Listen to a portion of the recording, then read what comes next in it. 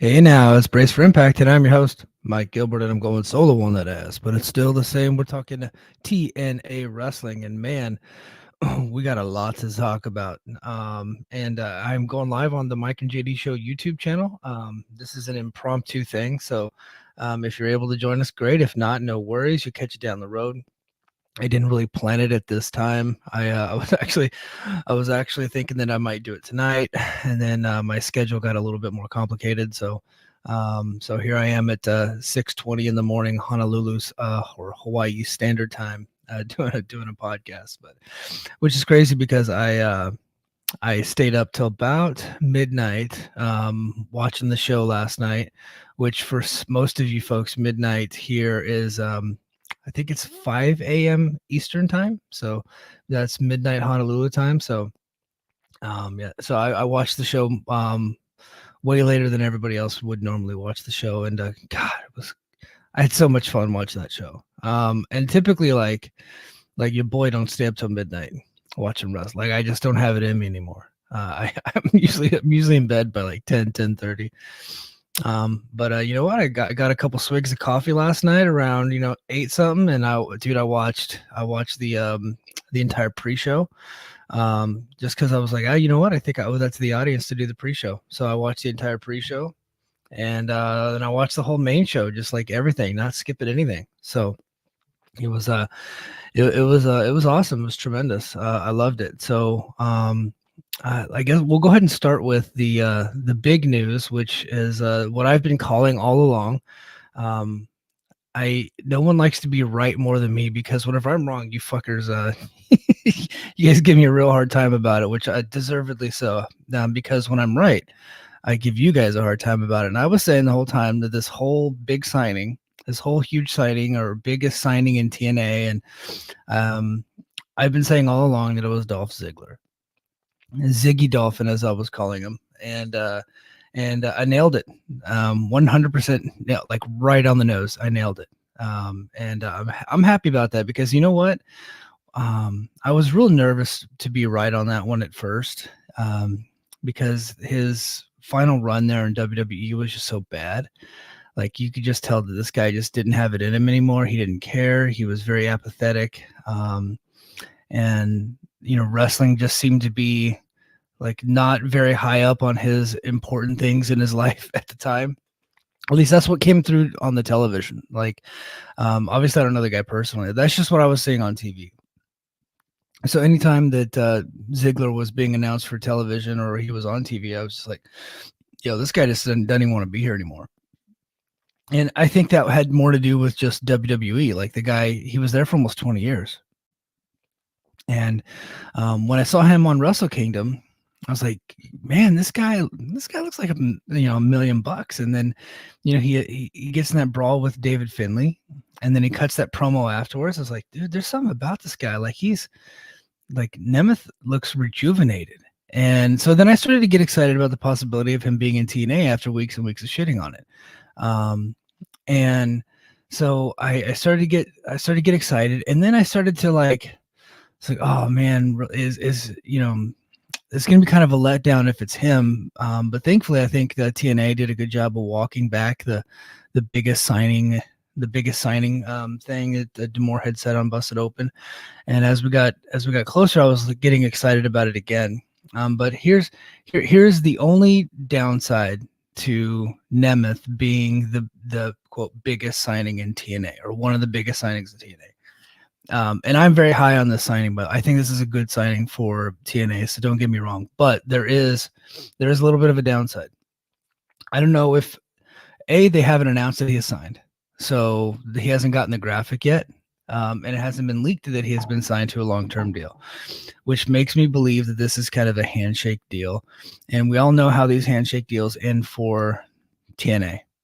They usually, these handshake deal, we saw it with Jonah, we saw it with just recently Bully Ray Trinity, we just saw it with Trinity, right?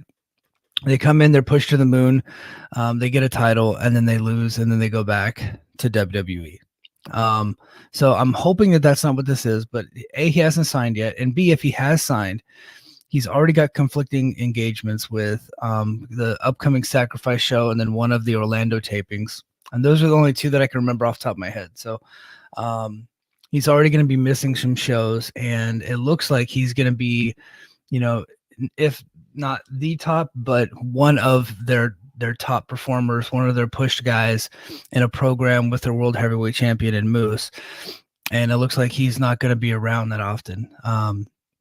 And so that's unfortunate. So if you're bringing a guy in and you're touting him as one of your biggest signings, but he can only work part-time for you, I don't really think that's good.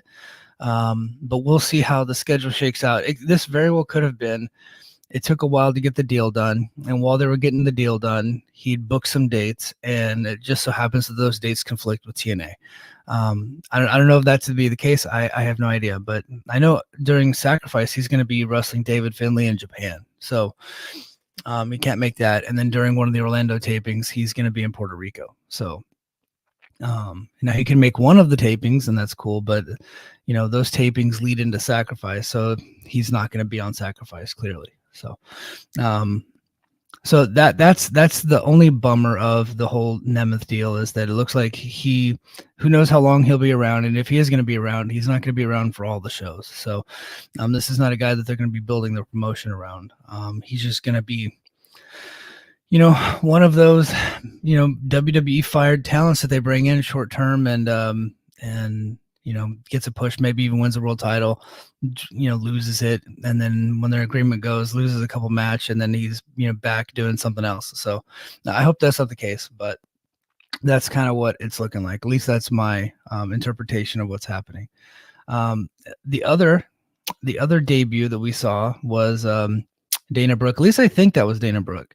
We might need a DNA test to figure out if that's actually her or not, because she looks completely different than the last time I saw her. I don't know how much money her doctor is getting to make her face look so different, but legitimately, I had to have someone tell me that was I didn't know that was Dana Brooke until I heard Tom Hannafin say Dana Brooke on the show, on the broadcast last night. And so, but she's there. They're calling her Ash by Elegance. So she's working out a new gimmick. She's got George Iceman as kind of her young boy, or what, her little assistant. Kind of looks similar to what Tony Storm's doing, to be honest with you. So I hope it's not too similar. I hope it's different. There's more differences than that, because you don't want to have their version of Timeless Tony. I don't think that's the way they want to go. You would want to stay original and not be leeching off of somebody else's ideas. So I hope that's not where they're going. But we will see at the upcoming tapings. But it kind of looked like at first glance, it looked like, oh, there's somebody cosplaying as Tony Storm. But yeah, they brought in Dana Brooke. Now Ash by Elegance. She was introduced to the live audience right before the Knockouts title, and that was really the only new knockout. I mean, we already knew about Xia Brookside, who was in the Ultimate X match, and I'll get to the match by match things. But we had Trinity in her last match, and I will get to that match in a second. So we lost Trinity, we lost Deonna Purrazzo. Mickie James has been out, of course. But we gained Dana Brooke. And this was another one that I had called. And actually, during the pre-show, whenever they're panning the camera on the back of her head and she's walking into the arena, I was like, oh, it's probably Dana Brooke or some shit. And yeah, nailed that one too. So we'll see what she's got. She appears to be somebody that is passionate about pro wrestling, and she would clearly have to be if she's in this promotion. She's not one of those typical WWE fireds that is really just, it's like big time or bust, right?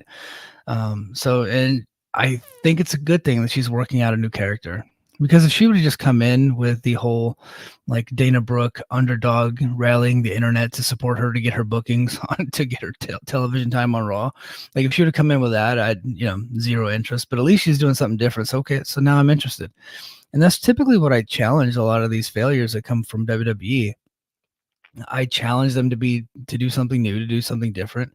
And it looks like she has accepted that challenge, without knowing me from Adam, but she has decided to take a bet on herself, gamble a little bit, and do something new. And so Ash by Elegance is what we're getting. We will see. I'll be honest with you. I don't think I've ever seen a good Dana Brooke match. I mean, I'm sure one exists somewhere. Maybe I'm just not paying attention, but I just have never seen it. Maybe there's a unicorn out there, but and some of you guys will smarten me up. Maybe she had a good one with, with like Liv Morgan or something back in the day. Who knows? But yeah, so that was the only real debuts. Like we knew about AJ Francis, and we knew about Zaya Brookside, and we knew about the Grizzly Young Vets. So they didn't really overload the show with debuts, and I think that's a good thing. They kept him in a couple of spots. I think that there were some other spots where it seemed like they were teasing a debut and they didn't deliver. It was just normal guys on the Impact roster. So that was a little bit of a letdown, but overall, I thought it was good. Um, and so before I get into all the matches, I gotta say, I loved the entire presentation of Hard to Kill. I loved the new stage setup. I thought it was tremendous. They still have the shark teeth thing. I thought they were gonna get rid of that, but no, they kept that a little bit. They just angled it differently, which is fine. The bigger screen, I enjoyed. They brought back a tunnel. They only doing the one tunnel, which is okay. We got one. I do think that a lot of people were hoping we would get the double tunnel, but yeah, we're only getting one tunnel, which is cool. I like all the new colors, and then of course we saw basically what the setup was going to be at Bound for Glory, with all of the Anthem property advertisements, like not only on the map but around ringside. It kind of just looks like a big time feel, big time sports presentation. I thought the camera work was great. Like the announcing was great. Audio, there was no problems. But I think the coolest thing about Hard to Kill last night was the Pearl. It really was. Like this new venue that they're using was fantastic. It was tremendous. I hope they continue to come back. They sold so many tickets. Tom Hannafin said on the broadcast last night that there was their largest live audience in the last 8 years. So like the biggest live, like most attended show in the last 8 years. So for those of you that attended Bound for Glory 2019 in Chicago, you guys can suck it. This was bigger. People have been telling me for years that they had 3,000 in that building. They did not. I was saying they had maybe 1,700 in that building. And it looks like they had less than that. So, but I thought the crowd looked fantastic. I thought, just like the Pearl just looks like a big time venue. Well, it's because it is. Like it is. And I just thought it looked great on television. It just looked like they were doing something important in there. So like a lot of times, TNA runs these smaller bars and like the lights are off. You can't really see the crowd. Man, though, you can see the whole crowd. This will look like an old school, like prime level TNA Impact Zone. That's what it looked like to me. And with the balconies and stuff, it was very similar to the Manhattan Center or the Hammerstein Ballroom, whatever it's being called. I thought the Pearl was just a great venue. They really did a good job selling out everything. My buddy Dobby the Brain Heenan sent me a DM right before the show. It said it looked like they had close to 1,700, but I bet come bell time they probably had more because they're probably just people walking up to the door and buying tickets, and they're probably just putting more and more on sale just to get people in there because they had the upper balcony. They were selling those too, so it wouldn't surprise me if they had closer to 1,800 in there. But the official count was just under 17. So, which that's for Impact, that's huge, or for TNA, that's huge. Like Hannafin said, that was their best in 8 years. So, and it was clearly like far and away better than anything Anthem's ever done. So, so kudos to them on that. Kudos to those in Las Vegas. I thought one of the things that I said that about the Impact Wrestling era that was just a real bummer for me was always the lack of energy in the audience. Well, that did not exist last night. Like they were up the whole night. They sounded great. The audio was great, catching the crowd sounds, and the crowd looked fantastic on the screen, and they sounded great. Everything was awesome. Oh, here we got some folks in the chat. We got This World is Staged. It says Hard to Kill was great. Thank you, buddy. And then we got Pat Kruger. My man. My only guess as to why it's only one tunnel is that the venues they usually run can fit it with this set with two. Yeah, that's possible. It could just be the way that the Pro was set up. So, but yeah, it was awesome. The whole thing. I thought the whole presentation. everything looked great. Um, they nailed it. Hard to Kill was a home run, and especially with the presentation, I was just blown away. It was the best looking show that they've ever done since they left the Impact Zone, and I'm talking prime Impact Zone, where not the dying days of the Impact Zone where the TV was just so bad nobody wanted to go. I'm talking about like prime Impact Zone, like it looked that good to me. It's something that they can all be proud of. So yeah, awesome. Now let's go ahead and get into the matches. I'm going to start with the pre-show, and then if you guys want to chime in the chat, go ahead. But opening contest of the pre-show. So the very first match in the new TNA era was Steve Macklin defeating Rich Swann. And that was kind of, I'm pretty disappointed that Macklin was relegated to the pre-show, to be honest with you. I would have liked to see him on the pay-per-view because people were still coming into the building when you got two former world champions wrestling. I understand what they were trying to do. I get it. They were trying to sell Impact Plus subscriptions, and they wanted to say that this was the first match of the TNA era. Problem is when you look at it on TV, people are still coming into the building. And nobody really watches the pre-show. Media wasn't even really covering the pre-show. Media didn't even start talking about it until the pay-per-view. And so now you got most people thinking that he got left off. The pre-show, according to the audience, is less than. I know the wrestlers a lot of times don't think that. At least the promoter, the bookers, try to sell them on it not being less than, but that's the perception. So you got Steve Macklin and Rich Swann, two former world champions, jerking the curtain. I don't think that's so great when there was two matches on the pay-per-view that probably could have just been on the pre-show, and you could have put Rich Swann and Steve Macklin on the pay-per-view. Mike's opinion. But I thought the match was really good. Really good is a strong word. I thought the match was good. They didn't do anything spectacular, but I think they were setting up Steve Macklin to be kind of a player here, and hopefully they get his revived push. But Macklin had a headbutt off top rope, locked in a Boston Crab on Swann. Swann made the ropes, but Macklin stomped on him and was right back to attacking. Swann missed a Phoenix Splash and hit a spear in the corner on Swann before hitting the KIA for the pin. Yeah. So Macklin got the big victory over Rich Swann. So good match, good way to start the show off. And then we go to Eddie Edwards, Alicia Edwards, D'Angelo Williams, one NFL player, our former NFL running back, D'Angelo Williams, who is, in my opinion, the greatest crossover star ever to make his debut. It's like him and Logan Paul and Bad Bunny, like it's those three. And tremendous. Brian Myers and Moose showed up talking about how they were going to win all their matches tonight with the group calling themselves The System. So this is the new heel faction in TNA, The System. I wonder if D'Angelo is in this for the long haul, or if this was just for Hard to Kill. I'm going to be curious about that because I have not seen anything about him signing. So more to come on that. And then we go to one of my favorite segments of the night. And you guys are going to find this hard to believe, but I loved everything about this segment. DJ Who Kid, I've been calling him Woo Kid, it's Who Kid. It shows what I know. DJ Who Kid came out and he made the introduction of AJ Francis. Francis comes out and the crowd just shit all over him. Oh, it was so good. So funny. And then he cuts a heel promo talking about how he's richer than everybody and everybody in the audience is poor. And then he goes to introduce his music video, and then the music video starts. I think they played like 30 seconds of it, and then boom, Joe Hendry came out, and the crowd went crazy.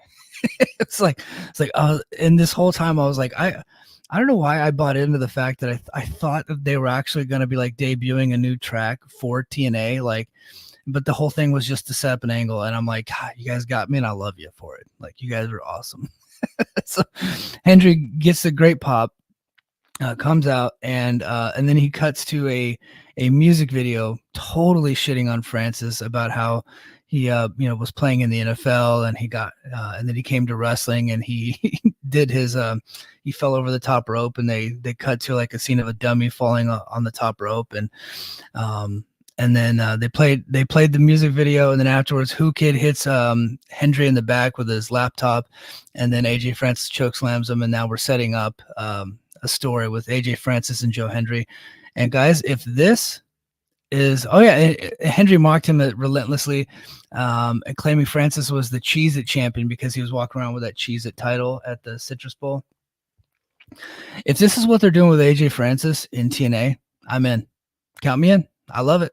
I thought he was tremendous here. I know. Maybe people are like, "Oh, this is Mike Cope." No, look. I said that if he comes in as a heel, and he's kind of a mouthpiece for somebody, he would do a. I think he would do a great job because he's a good heel. He can cut a promo. He really can. Like, I know you guys find this hard to believe. I know you guys want to be. Some of you guys want to just be in like stuck into your hater system because he came from the WWE and he was an idiot on WWE television. He's leaning into that here. Here's the problem with AJ Francis. He thinks he's so fucking cool, but nobody else thinks that. So now he's playing off of that. So he's coming in trying to act cool. Everybody's shitting on him, and he's not like on television. Like the character's not in on the joke. But AJ Francis, a real guy, he isn't on the joke. He's playing it. He's working us, and he's doing a great job. Good, good for him. I thought he nailed the segment. I thought Joe Hendry nailed the segment. Whatever Who Kid was doing, I thought he nailed his part too. This was a hit for me. Like, this was awesome. I loved it. If they're going to bring this guy to come in to be an idiot that thinks he's cool and nobody else thinks he's cool, and that's the gimmick, I love it. Count me in. I thought he nailed it. I thought TNA nailed it. I think this is the best use, and some of my friends agree. This is the best use of AJ Francis, Top Dollar, whatever you want to call him. Of all time. I thought the whole thing worked here. So kudos to TNA, kudos to Top Dollar, and kudos to Joe Hendry. Looking forward to it. And now if they want to put that digital media title on Dollar and then have him and Hendry feud over it, I'm cool with that too. Let it ride. But I still think the best use of him would be with Moose as like a mouthpiece. But looks like Moose has his, he's got his own stable. He's got his own stable. Hold on, swig of coffee for the working man. Oh, and I think PW Insiders did say that AJ Francis is going to be here for a while. He's not signed, but they're expecting him to be here for the long haul. So he's not going away anytime soon. The System, Brian Myers and Eddie Edwards, defeated Frankie Kazarian and Eric Young. So beat him clean. Not much to the match. It was a good match, for professional wrestlers wrestling professionally. Myers hit a roster cut while Edwards hit a Boston Knee Party for the win over Eric Young. Eric Young sporting a beard, so I dig that. I like a beard young. Beard Young is my favorite Young, I think. And then we go to something that completely sucked. Last match of the pre-show, main event of the pre-show. Yeah, Crazy Steve defeating Tommy Dreamer. Our long national nightmare is over. Match was not good. Crazy Steve put a bunch of forks on him and then ran into the forks. It is what it is. He got the W. I do like Steve's new gear and his new mask. I thought that was cool, but we can all stop complaining. Tommy Dreamer is no longer a champion in TNA. So the new era TNA no longer has Tommy Dreamer as the champion. That's a win, guys. The match sucked though. it was not good. Okay, now we go to the main card, and Eric Young starts us off cutting a promo, kind of a big rah-rah promo about the TNA and we're not dead and all this and that, and the roster is on the ramp, and so that was cool. Got a big TNA chance from the crowd, so got to start the show with a ton of energy, so that was a good way to do it. And then the first match of the pay-per-view is the Ultimate X match. We had Giselle Shaw defeating Tasha Steelz, Alicia Edwards, Zaya Brookside, Jody Threat, and Danny Luna. And man, I thought this was good. I honestly expected to shit all over this one. And I did see people say that it was good before I watched it. I was like, it's probably not good. I was like, you guys are just trying to be nice to girls. That was in my head. Like, that's what they were doing. Because I just hadn't seen it yet. And then I watched it and I was like, oh, wow, they weren't lying. Like, typically they do lie, but no, they weren't lying about this one. This one was actually pretty damn good. I thought they nailed it. I thought they killed it. The ladies did a great job. And Hassan here in the chat, hold on, says Jody Threat with the double F5. Yeah, I think that was one of the moves of the night. They did some moves off of the off of the scaffolding structure to the outside that was really cool. And I think they used the X or the ropes. I thought they did a good job using them to the best that they could. Right. They didn't do it the same way that the men do, and I think that's great. They altered it a little bit the way they do the match, and I thought they killed it. They nailed it. So kudos to the ladies there, and Giselle Shaw becomes the number one contender. Giselle Shaw, if you go through Cage Match and look at her TNA matches, she's probably lost a good 75% of her matches. But I think it looks like they're getting behind her now, which could be a good thing. We'll see. I mean, there's a void there, right? They just lost Perazzo and Trinity, and so now they need to start pushing people up towards that towards the title. And so looks like Giselle Shaw is going to get a shot at Jordan Grace. Problem is, we've seen that one a few times, I believe. I'm sure it's going to be a really good match. I just don't think that anybody's going to see Giselle Shaw as a threat to the title because she's been kind of treated as a loser her entire run here. So we will see. I'm interested to see how it goes, but it's not exactly big time, but it could be like something for Sacrifice or something for TV. And then next we go to PCO defeating Dirty Dango. So it starts with PCO and Dirty Dango. PCO had a really cool entrance, by the way.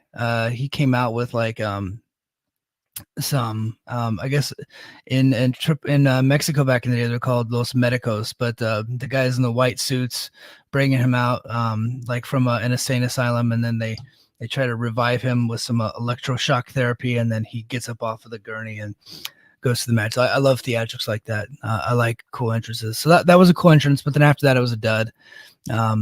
And then at one point Bravo gets involved, and then Santino comes out and he makes it a trios match with PCO, Rhino, and Jake Something defeating Dango, Alpha Bravo, and Oleg.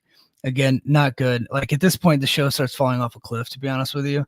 I was like, oh no, is this like they're really gonna struggle to get this thing back up. But they did do some crazy moves. I thought Jake Something looked great because he is great. But I think we just had too many geezers in the match for my liking, to be honest with you. Honestly, it would have been way better if they just had a really cool match for Jake Something in this spot. I don't know. Now I'm a big PCO fan too, but yeah, this just was not good. What happened? So yeah, PCO hit a PCO assault on Bravo for the win. So there you go.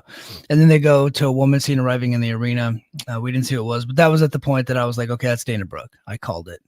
So ding, one more for me, one more for the bad guy. And then MK Ultra's music hit a surprise Knockouts Tag Team Championship match. So they got presented their titles earlier in the night. This was the moment I was thinking that they would have a debut too. So when they presented Jake Something, I thought there was going to be a debut, and they didn't have it. And then at this point, I was like, okay, they're going to do another debut. And it turns out it's just Decay. So for those of you who haven't been keeping track of the Impact Wrestling era, Decay, Havoc, and Rosemary, they changed into Jessica and Courtney Rush, and like they were doing kind of like a Valley Girl type of deal and Party Girl type of deal. Well, now they're back to being spooky. So anyway, Spooky Decay's back. They defeated MK Ultra, which I think MK Ultra is like one of the coolest tag team acts in wrestling, male or female. So for them to lose, I don't think that's a good thing. I did think that particularly Rosemary seemed to be in really good shape, so that's awesome. But I don't know. I don't think I like this. The match is okay. It wasn't a bad match, but I just don't like the result. Like, how many more times are we going to repackage Decay? You know, can we do something new? Do we have new ideas? Because this is the new TNA era, and we are doing the same old shit. So it's like, okay, we don't bring anybody new for this match. We just repackage Decay, throw them in there. They're doing spooky shit, and then they win. I don't know if they just needed a title change or what's going on with MK Ultra, but I thought MK Ultra was awesome. Like that, like the Slamovich and Kelly are great. They look great. The whole gimmick is awesome. And then MK Ultra is like a badass name. Like, you guys Google what MK Ultra really is. Like they were like the CIA was, giving like their agents LSD and getting them to become assassins.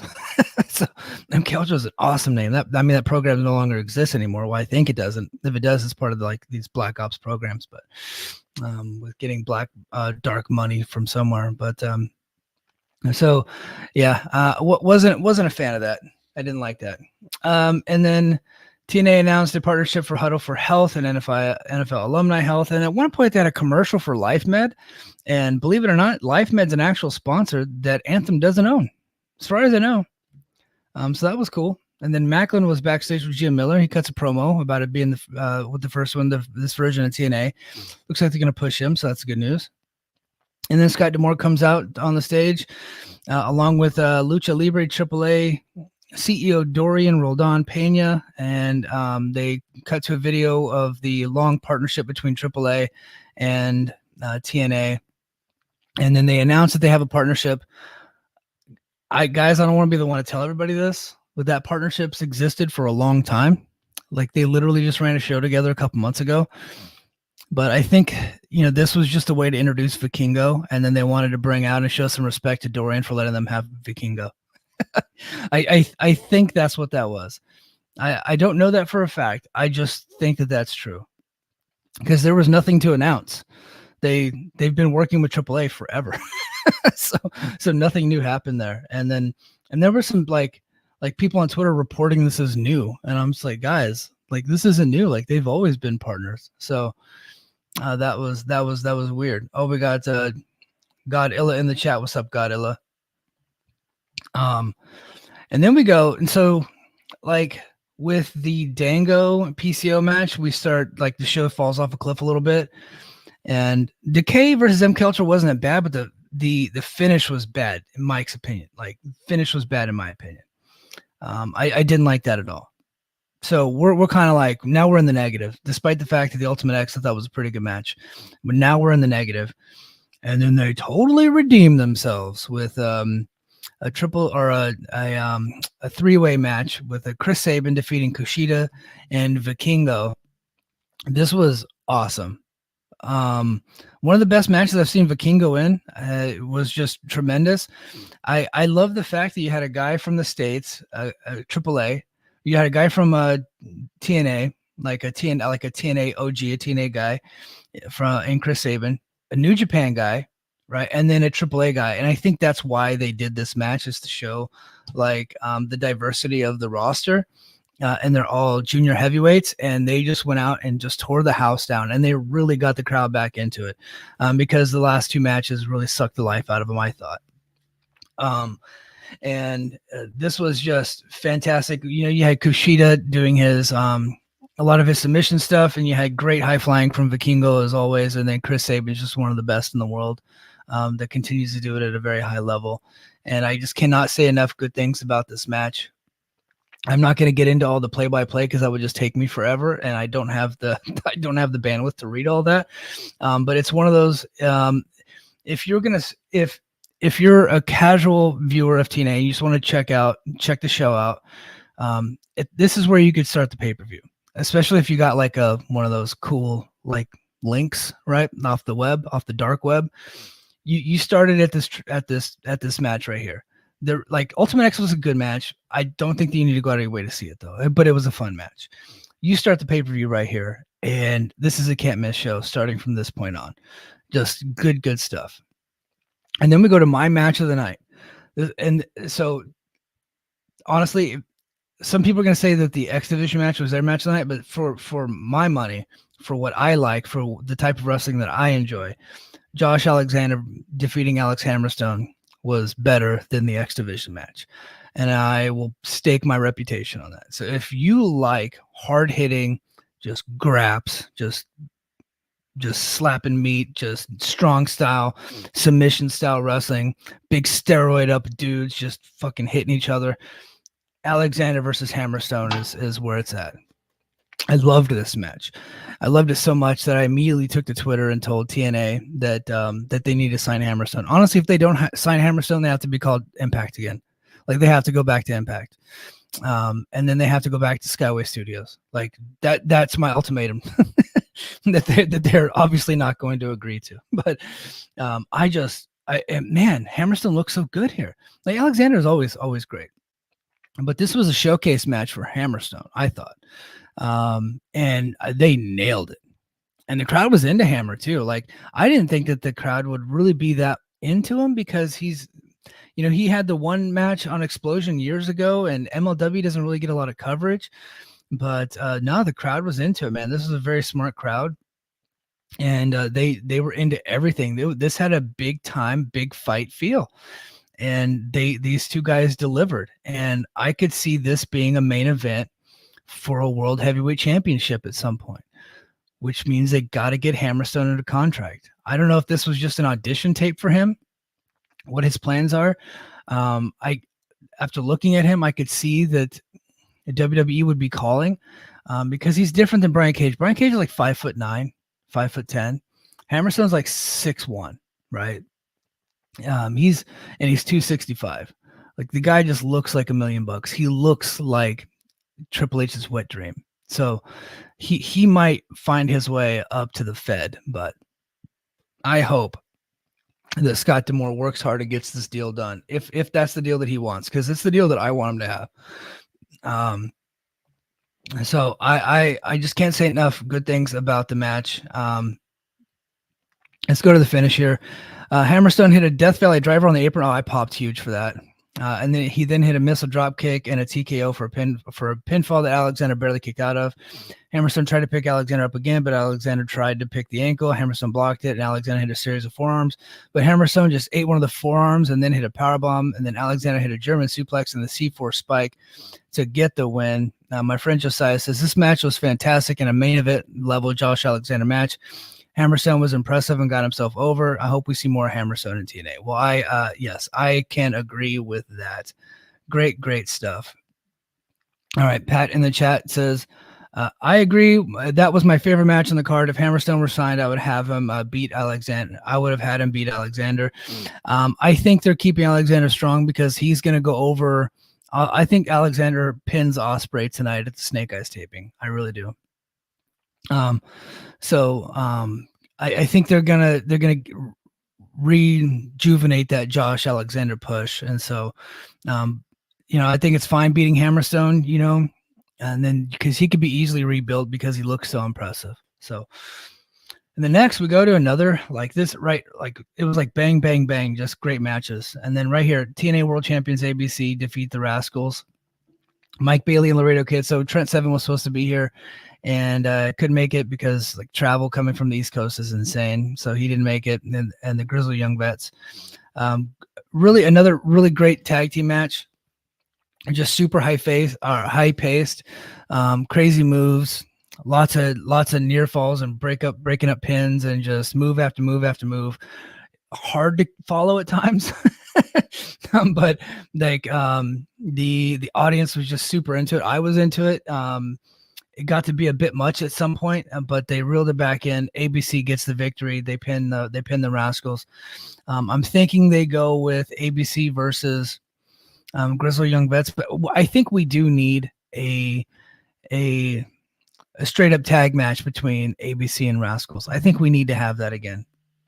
But Rascals got pinned here, so we might not get that for a little bit. But we need to circle back to get to that point again because I think there's some juice left in that feud.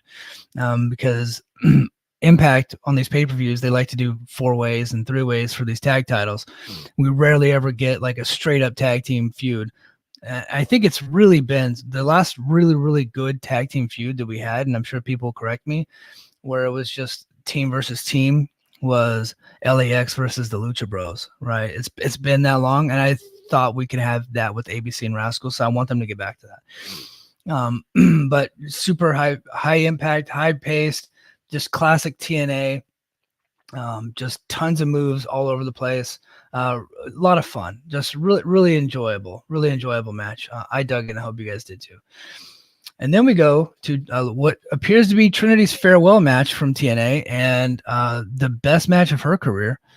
And I don't have any problem saying that, because Trinity's appeal isn't really what she does in the ring. It's it's the entrance, it's her vibe, it's the aura, it's everything surrounding her, and she's just so lovable, right? But the matches are always like okay, I thought this match was great. I thought this was the best of her career. I thought they worked well. And I thought Jordan Grace looked like $1,000,000. Trinity put her over strong. And Trinity was undefeated at this point, and now Jordan Grace beats her, and that's important because now Jordan Grace actually beat somebody important, right? As opposed to beating someone that's been on this huge losing streak. If you're going to get Jordan Grace over as your top star in the knockouts division, she beat somebody strong, and I think that's a good thing. Bailey and Sasha were up in the balcony watching this match. My friend BQ, you can check him out on his BQ Speaks channel. Actually saw Sasha and Bailey at the concession stand right before this match. So, but they were in the house watching this match. I really liked it. I thought it was just a damn good pro wrestling match between two pretty good pro wrestlers. And Jordan Grace hit the Grace driver, and then they hugged Trinity, and then boom, immediately transitioned into a hype video for Moose and Shelly. So again. So now we got starting at the X Division match, and then Hammerstone and Alexander, and then the 4-way, and then this match, like, can't miss. I'm telling you guys, if you really want to enjoy this show the most, and you haven't watched it yet, start it at the X Division match, and you just can't miss. Can't miss. So, and then we go into the main event, and Moose defeating Alex Shelley to win the TNA World Title. Again, not to brag, another one that I nailed. But I've been saying it ever since I saw Moose getting into shape. I was like, oh, yeah, they're going back to Moose. And some people are upset by that, and I get it. Moose has his detractors. I just happen to not be one of them. I am a big fan of his. I just think the guy just looks like a big star. I like his promos. I like his matches. Just everything about him just screams world heavyweight champion to me. And so I was not disappointed in the least. I do know that some people are. I'm just not one of them. People have been telling me for years the Moose isn't any good, and then I watch him. I was like, this guy's awesome. I just don't get what they're seeing. I don't understand the hate on Moose. I just don't get it. He's one of the most physically gifted, like, big time wrestlers out there right now, and I know he doesn't. And this match is an example of that. He doesn't do the typical type of match that I think the people online like to do. But Alex Shelley was very clearly the leader of this match because there was a lot of downtime in it, right? There's a lot of time for you to go play on your phone during this match because Alex Shelley likes to work body parts and do twisting like wrists and elbows and ankles and all that stuff. Shelley works a very slow and methodical pace, and then it picks up to a crescendo, and then boom, you get the finish. And that's exactly what this was. And I got to say, the people were into the finish. They really were. And BQ was in the crowd, and I had another friend in the crowd that said the crowd was clearly behind. They wanted the title change. They wanted Moose to be the champion. And so they gave it to him. The online fan didn't want that, but the people in the building, they wanted that. So, but I thought this match was really good. It wasn't my match of the night. It was probably of the, I have a little bit ahead of the knockouts title match. But behind, Alexander and Hammerstone, and behind the X Division, and behind the tag match, but like slightly, like not like it's not like a big drop off. And it was only because of it's this type of style that Shelley works. It was just lots of downtime in the beginning, but it was leading to a point, like the downtime was important, right? So I found this match to be very intriguing, and I really, really liked it. But it was a typical Alex Shelley match. And then so Moose, right as Shelley's getting everybody back into the match, doing his underneath babyface, which he's so good at doing and selling. So here, I'll just read it from Josiah from the Observer. It says Shelley and Moose started exchanging chops in the middle of the ring, and Shelley selling Heroes Out of This World. Moose continued to use his right arm only and sell as well, but still maintained that he was the monster. Shelley hit some Kawada kicks, but Moose caught one, hit a massive headbutt. No, I thought it was a good spot. And then Shelley hit a forearm so hard that Moose did a flip after hitting the ropes, and then boom! Like at this point, the crowd's just biting into it. They're just all the way into this. And then Shelley hit a super kick to Moose and went for a shell shock, but Moose kept countering and hit a spear for the win. I thought it was a great finish. Let's just say this, if Shelley kicks out of that and then Moose has to do another one, that probably would have been, I think the folks that are the haters of Moose because there was an extra kick out. they might have been more into it, but I found like this to be a really good one. So I loved the match. And then as Moose and the System were celebrating, Nick Nemeth name came on the screen. He comes in from the crowd. He had a zigzag, which I think Garrett Kidney said that he should call it the knick-knack. And then the fans went nuts, chanting TNA, TNA. Nemeth went out into the crowd. He ripped his shirt off to reveal he had a TNA shirt underneath. And he's posing with the crowd. And this guy just looks motivated. He looks jacked. He's just a ball of charisma. And everybody was into it. And then, of course, I go online and people are like crapping on it, like TNA LOL. Oh, they got Dolph Ziggler. These same people, and my buddy Ewan's in the chat, and he can back me up on this. These same people were cheering the fact that Dolph was on New Japan, but now that he's on TNA, it's a bad thing. You guys can go fuck yourselves, you nerds. But Ewan says, I've realized that Impact's house style is very much about structuring matches logically. They have a better psychology than any company. Godilla says, Moose and Shelley was really good. Loved it. And then Moose selling is great. Moose is a great heel. He really is. He's a great big man heel. Not a lot of big guys can work like a heel with little guys, and he can. Stephen Patrick's in the chat. Hey, what's up, Stephen? He says probably the biggest crowd since the 2016 UK tour. Yeah, biggest crowd in 8 years. So all of you BFG 2019 truthers, you can go to hell. Like, you guys were lying this whole time, and I was telling you the truth. This one beat it. And then Patrick said, I have no idea who the blonde chick with Iceman is. I think if we do a DNA test, we will find that is one Dana Brooke coming off of the scrap heap. I believe so, that is one Dana Brooke from the WWE. And then Stephen Patrick also says, he goes, I always read that Nick is a great talent that was underutilized. I really don't know his moveset or promo skills. He boycotted WWE in 2006. Well, you held strong, but he's here with us now. And then Pat Kruger says, lying BQ. Yeah, BQ's been lying to you guys for years. BQ, my buddy Andre, a lot of those folks that were there, you guys were all lying. Mike was telling the truth. I get a rare W because and BQ was actually in Vegas and in the Pearl, and he goes, no, there had to have been 2,500 people at the Odeum, and then Tom Hannafin just shits all over it. It says that this is the biggest crowd in 8 years. So I love it. I love being right. Look, and that's rare for me to be right about anything. But overall thoughts. Oh, and then Dobby the Brain Heenan just sent me an update on Snake Eyes in my DMs. So hold on. Dobby is our resident seat counter. He does a great job.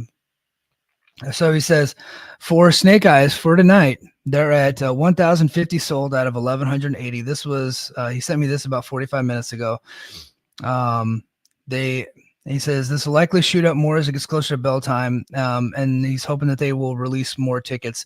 Yeah, I think they will. So if I were to venture a guess, and this is his guess, probably looking at 1,200 by bell time, which that's pretty damn good.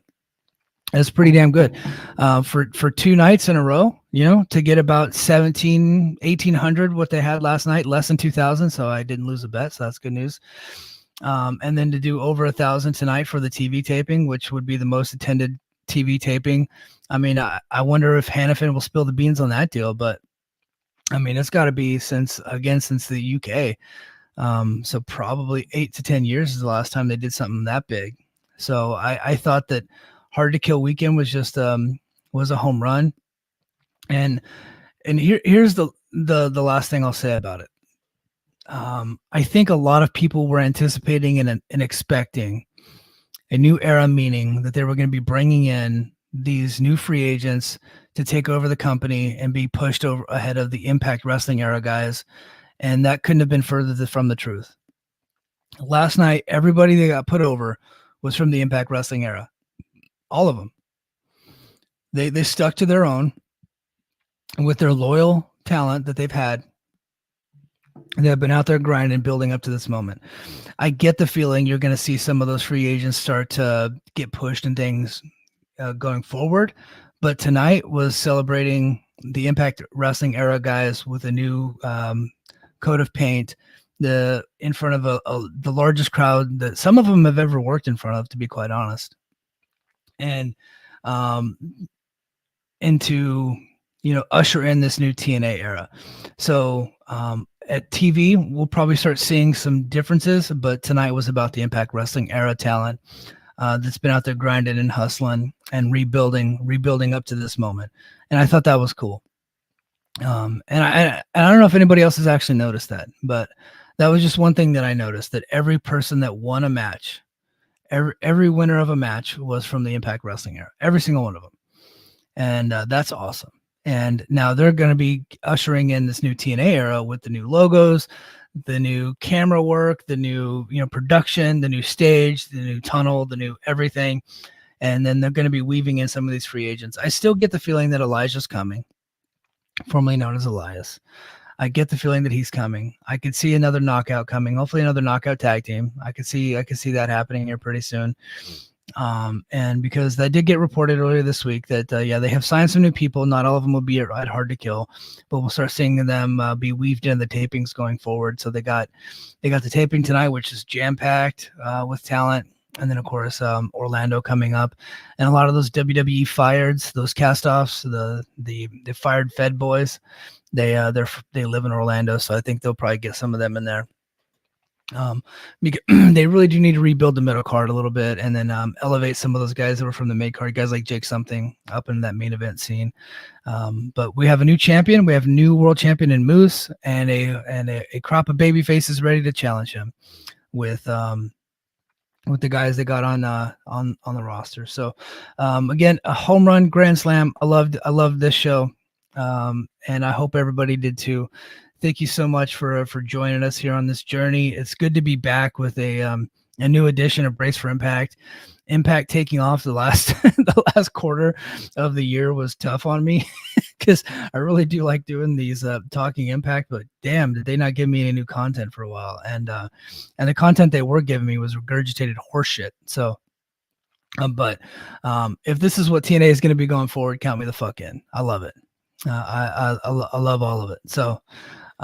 Appreciate everybody in the chat. Appreciate all my Patreon subscribers. If you're just listening to the audio of this, and appreciate all of you guys on the Mike and JD Show YouTube channel. We just surpassed 1,200 subs. So kudos to you guys. Thank you so much for sharing our stuff and sharing our product and getting it out there. And I hope you continue to join us on this ride, man. JD and I are going to be doing a series of Sting retrospectives for Overtime, talking about some of Sting's greatest feuds leading into his retirement at Revolution. And so you Impact guys, let me know which feud you want me to talk about, or us to talk about in Overtime that was in TNA. So you want us to talk about, Sting versus Samoa Joe, Sting versus Jeff Jarrett, or maybe we'll do like a Joker Sting retrospective, because I think that was the best era of Sting. So maybe we'll do something like that. But again, thanks everybody. And if you're not a Patreon subscriber, please go to patreon.com/the Mike and JD Show. Become a Patreon subscriber today. These Brace for Impacts are typically only on Patreon. They do get released at some point eventually on YouTube, but the audio is always only on Patreon. And I do one every week, and then on pay-per-view and premium live event weeks, I do 2. And then if there's breaking news, I'll even hit 3 during those weeks. So, and they're always all on Patreon. So please join us over on Patreon, patreon.com/the Mike and JD Show. And until next time, mahalo.